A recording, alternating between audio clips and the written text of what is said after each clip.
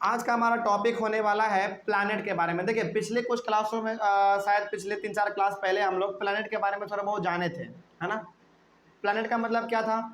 वेंडरर यानी कि घुमक्कड़, जो कि हमेशा भटकता रहता है। और प्लैनेट का काम ही है भटकना हमेशा, है ना। वो हमेशा एक जगह से दूसरी जगह तक वो जाता रहता है, लेकिन हाँ जहाँ से वो जाता है दोबारा वो वहीं पे आ जाता है ना। तो उसका फिक्स है देखा जाए तो। प्लैनेट के बारे में थोड़ा सा हम लोग और डिटेल स्टडी कर लेते हैं। क्या लिखा हुआ है देखिए, there are 8 planets in our solar system in order of their distance from the sun they are।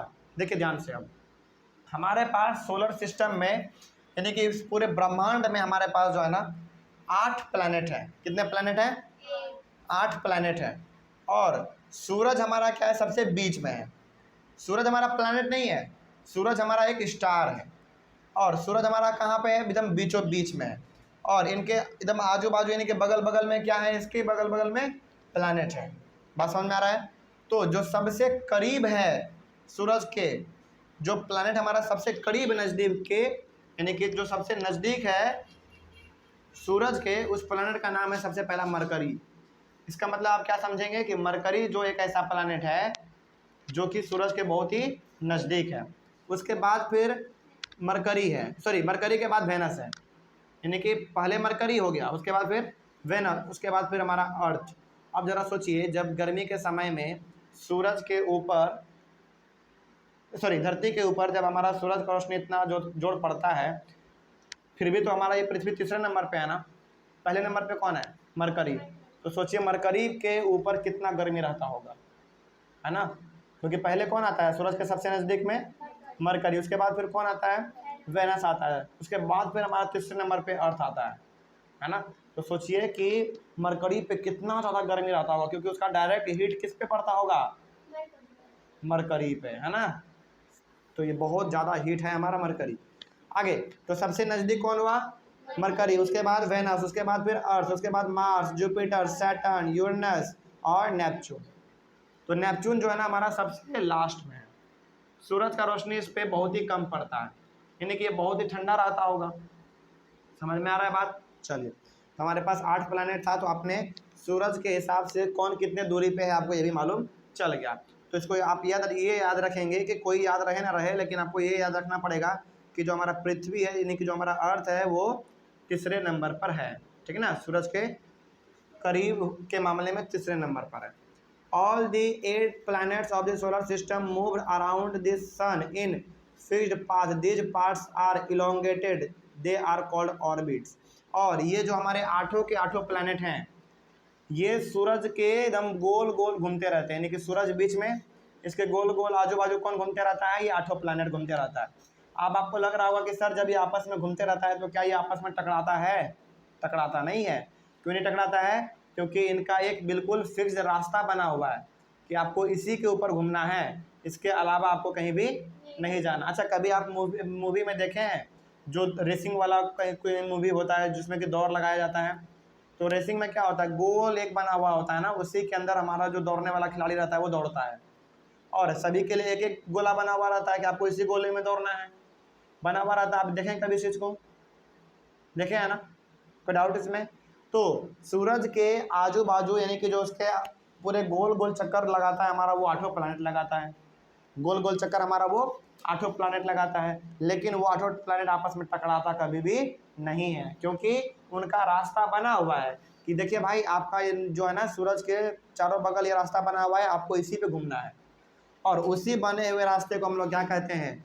उसको हम लोग कहते हैं ऑर्बिट। और ये ऑर्बिट कैसा होता है? इलोंगेटेड होता है। इलोंगेटेड का मतलब हो गया कि इसके साइज का, अंडा का आकार देखें आप, अंडा का आकार कैसा होता है? हाँ, गोल नहीं होता है वो पूरा पूरा वो गोल नहीं होता है, थोड़ा सा लंबा भी होता है वो। उसको यदि आप ऐसे लेटा के देखेंगे ना, उसी साइज को हम लोग कहते हैं इलोंगेटेड। समझ में आ रहा है बात? तो वैसा ही हमारा ये भी शेप होता है। और उसी पाथ को, जिस पाथ पे हमारा जो प्लैनेट घूमता है, सबका पाथ अपना अलग अलग बना हुआ है, सबका रास्ता अपना अलग अलग बना हुआ है। उसी रास्ते को, उसी पाथ को हम लोग क्या कहते हैं? ऑर्बिट कहते हैं। कोई डाउट इसमें?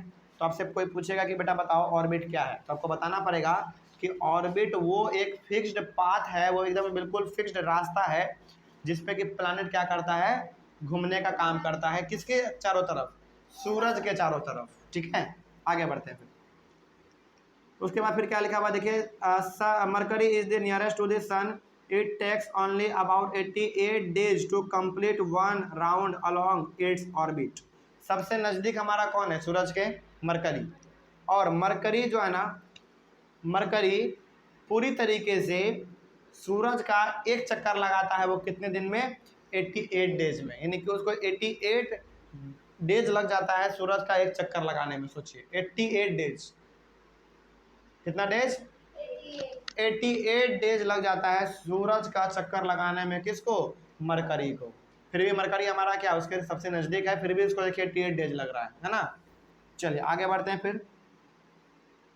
Venus is considered as Earth's twins because its size and shape are very much similar to that of the Earth। जो हमारा वेनस है ना, मरकरी के बाद हमारा कौन आता है? वेनस आता है। वेनस को जो कहा गया है ना, वेनस को कहा गया है अर्थ ट्विन। अर्थ ट्विन, ट्विन का मतलब होता है जुड़वा, यानी कि वेनस को धरती का जुड़वा कहा गया है। मालूम है क्यों? अच्छा, जुड़वा हम लोग किसको कहते हैं? जुड़वा उसको कहते हैं जो कि हाइट में सेम हो, देखने में भी सेम हो, है ना, उसी को हम लोग जुड़वा कहते हैं ना। तो उसी प्रकार से वेनस जो है ना, उसका शेप और साइज देखने में जो है ना बिल्कुल धरती के जैसा ही लगता है, बिल्कुल वो धरती के जैसा ही लगता है, यानी कि वो बिल्कुल पृथ्वी के जैसा ही नजर आता है। इसीलिए हम लोग उसको क्या कहते हैं? अर्थ ट्विन, यानी कि धरती का जुड़वा। समझ में आ गया बात? चलिए आगे बढ़ते हैं फिर। तो अब आपसे पूछेगा कि अर्थ का ट्विन हम लोग किसको कहते हैं, यानी कि अर्थ का जुड़वा किसको कहते हैं? वेनस को। क्यों कहते हैं? क्योंकि उसका शेप और साइज दोनों अर्थ से मिलता जुलता है ना। आगे बढ़ते हैं। इन अगस्त 2006 Pluto was also considered a planet. देखिए अभी तक आप क्या जानते हैं? केवल और केवल 8 ही प्लैनेट के बारे में जानते हैं ना। कौन कौन सा था 8 प्लैनेट हमारा? मरकरी, वेनस, अर्थ, मार्स, जुपिटर, सैटर्न, यूरेनस और नेपच्यून। आप इन्हीं 8 प्लैनेट के बारे में जानते हैं। लेकिन 2006 में एक और प्लैनेट का खोज किया गया जिसका नाम क्या था? प्लूटो। क्या है? प्लूटो। कोई डाउट इसमें? चलिए आगे बढ़ते हैं फिर।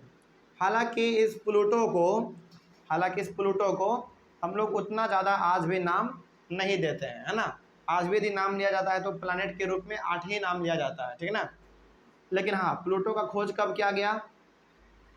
प्लूटो को भी एक प्लैनेट का माना गया 2006 में, याद रहेगा। चलिए, तो यहाँ से आपसे पूछा जा सकता है कि आपके पास टोटल प्लैनेट कितना है, तो आप क्या बताएंगे?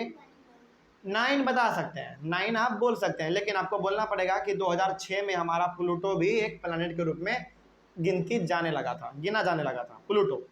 आगे बढ़ते हैं फिर। In a meeting of the International Astronomical Union a decision was taken that Pluto like other celestial bodies Ceres 2003 UB313, इसको आप यहाँ पे भी फिलहाल नेगलेक्ट कर सकते हैं। ये आपके सिलेबस का पार्ट तो है, लेकिन आप फिलहाल अभी इसको नेगलेक्ट कर सकते हैं, ठीक है। ये आपके कॉन्सेप्ट का भी नहीं है, ये बहुत ही ऊपर क्लास का है।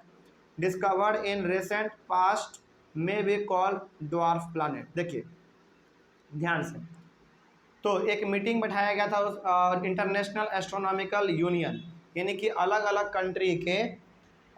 कंट्री के लोग आए थे वहाँ पे, जो कि किसके बारे में खोज करते हैं? केवल तारों के बारे में खोज करते हैं, आसमानों के बारे में खोज करते हैं, प्लैनेट के बारे में खोज करते हैं।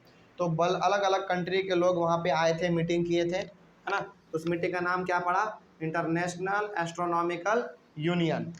तो वहाँ पे अलग अलग कंट्री के लोग आए हुए थे, और वही लोग आए हुए थे जो कि तारों के बारे में, प्लैनेट के बारे में, है ना, आसमान के बारे में खोजबीन क्या करते हैं। और जब ये लोग सारे लोग आपस में मिले तो वहाँ पे एक डिसीजन क्या लिया गया कि अ decision was taken that Pluto like other celestial bodies discovered celestial object discovered in recent past may be called dwarf planet। तो उस मीटिंग में, इंटरनेशनल एस्ट्रोनॉमिकल यूनियन के मीटिंग में ऐसा ये डिसीजन लिया गया कि प्लूटो को भी क्या माना जाएगा? एक प्लैनेट माना जाएगा। और प्लैनेट में भी वो कौन सा प्लैनेट? Dwarf planet. ड्वार्फ का मतलब होता है बहुत ही छोटा सा, बौना वाला, बौना प्लैनेट। समझ में आ गया बात? तो प्लूटो भी हमारा एक प्लैनेट ही है, लेकिन वो बहुत ही छोटा है। समझ में आ गया बात? कहीं पे कोई समस्या? तो आपसे पूछे कि आपके पास कितने टोटल नंबर ऑफ प्लैनेट है, तो आप 9 बता सकते हैं। और 9 में आपको बताना पड़ेगा प्लूटो के बारे में, खास करके ये कि प्लूटो को 2006 में प्लैनेट मान लिया गया था। किस मीटिंग के तहत? इंटरनेशनल एस्ट्रोनॉमिकल यूनियन मीटिंग के तहत। यहाँ पे लिखा हुआ है, समझ में आ गया बात। और प्लूटो एक कैसा प्लैनेट है?